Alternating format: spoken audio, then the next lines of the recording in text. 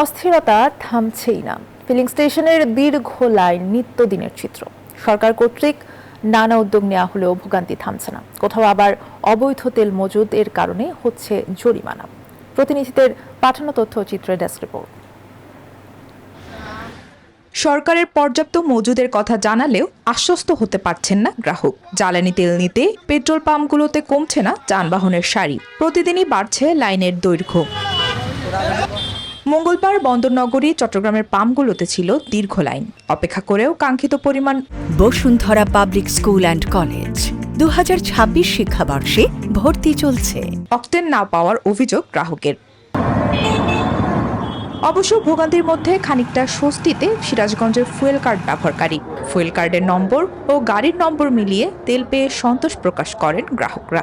আমার একটা লিমিট দেওয়া আছে, আমার যে ডেট দেওয়া আছে সেই ডেট অনুযায়ী আমাকে ফুয়েল নিতে হবে। যেহেতু আমাদের ফুল কার্ড সবার হাতেই পৌঁছে আসছে, তা এখন আমাদের পর্যাপ্ত তেল আছে, আর যতটুকু দরকার ততটুকুই নিচ্ছে আর কি।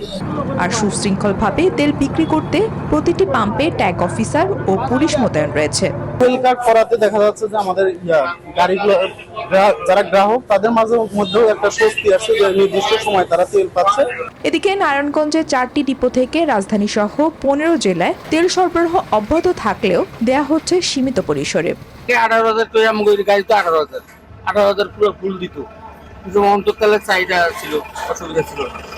অন্তর্তলের চাহিদা কমে যেতে গিয়ে মানে 13.5 দেয়, কোনোদিন 9,000 দেয়, যেটা পুরা হয় এটাই আমরা নিয়েছি। যেটা আমরা রেগুলার পাই 9,000, আমাদের দরকার 18,000।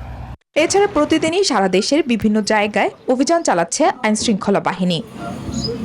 Desk report, news 24।